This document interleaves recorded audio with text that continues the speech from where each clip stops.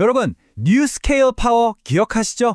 한때는 차세대 에너지의 아이콘이다 난리도 아니었는데 지금 주가 보면 와, 진짜 말이 안 나올 정도입니다. 도대체 무슨 일이 있었던 걸까요? 오늘 그 폭락 뒤에 숨겨진 진짜 이야기를 한번 해보려고 합니다. 이 숫자를 한번 보세요. 800%. 네, 맞습니다. 이게 불과 얼마 전까지 뉴스케일 파워가 보여줬던 연간 주가 상승률이에요. 시장의 모든 기대를 그냥 한 몸에 받으면서 그야말로 테마주의 끝판왕이었죠. 투자자들 정말 열광했습니다. 그런데 지금은요? 그 뜨거웠던 열기 다 어디로 갔을까요? 주가는 완전히 반대 방향으로 곤두박질 치고 있죠. 자, 그럼 도대체 왜 이렇게 됐는지 그 이유를 한번 제대로 뜯어보겠습니다. 이 극적인 폭락 뒤에는요, 크게 5가지의 구조적인 이유가 숨어 있어요. 하나씩 살펴볼까요? 첫 번째는 뭐니 해도 밸류에이션 버블이죠. 솔직히 말해서 예전의 주가 급등은 실적보다는 이거 대박 난다는 기대감, 그러니까 하이프 때문이었잖아요. 거품이 쫙 빠지니까 너도 나도 차익 실현에 나섰고 자연스럽지만 정말 혹독한 조정이 온 겁니다. 두 번째는 바로 펀더멘털의 부재입니다. 아무리 미래가 장밋빛이라도 당장 통장에 찍히는 돈이 없다는 현실은 무시할 수 없죠. 투자자들도 이제 냉정하게 이걸 보기 시작한 거예요. 뉴스케일 아직 매출도 없고 이익도 없는 말 그대로 프리레버뉴 단계잖아요. 세 번째는 규제 문제예요. 아시다시피 원자력 사업은 정부 정책이나 승인 하나에 그냥 운명이 왔다 갔다 하잖아요. 승인이 좀 늦어진다거나 계약이 불투명해진다거나 이런 사소한 뉴스 하나하나가 투자자들 마음을 그냥 들었다 놨다 하는 거죠. 네 번째, 이건 바로 경쟁자들의 등장입니다. 보세요. 태양광이나 풍력 같은 신재생 에너지가 요즘 얼마나 무섭게 치고 올라옵니까? 이러다 보니 원자력만 답은 아닌가 하는 생각이 들게 만드는 아주 중요한 변수가 생긴 거죠.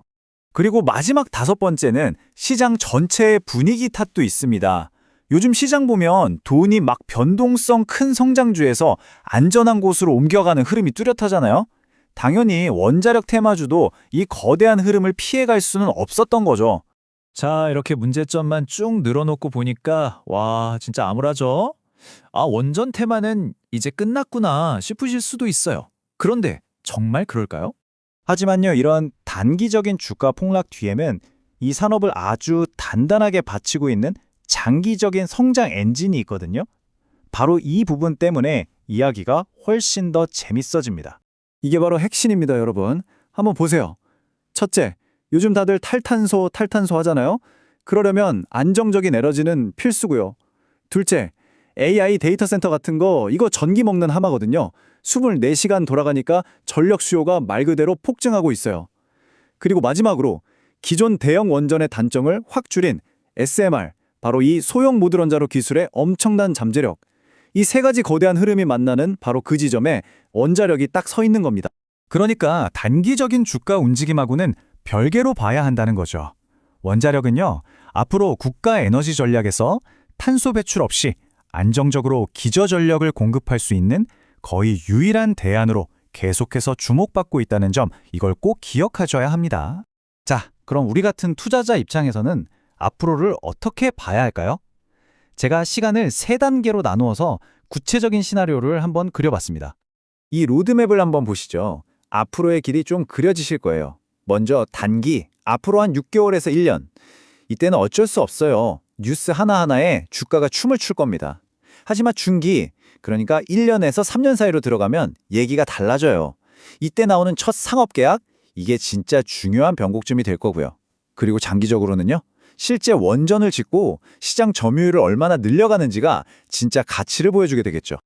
그렇다면 우리 투자자들은 도대체 뭘 봐야 할까요? 그냥 주가 차트만 쳐다보고 있을 순 없잖아요.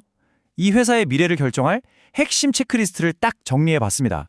주가만 보지 마시고요. 이런 걸 보셔야 합니다. 진짜로 매출이 나오기 시작하는지, 그리고 미국 원자력규제위원회 NRC 승인은 문제없이 진행되는지, 또 전력구매계약 PPA 같은 진짜 계약이 터지는지 말이죠. 그리고 돈 끌어오려고 유상증자 같은 거 해서 우리 주주들 지분 가치가 떨어질 위험은 없는지도 계속 체크해야 합니다. 결국 이 모든 스토리는 딱 한 문장으로 정리됩니다.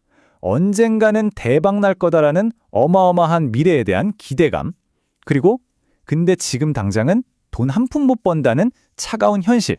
바로 이 둘 사이의 거대한 간극, 이게 핵심인 거죠. 자, 그래서 마지막 질문은 이겁니다.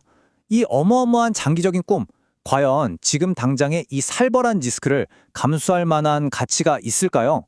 이 질문에 대한 답은 결국 여러분 각자의 판단과 투자 철학에 달려 있겠죠.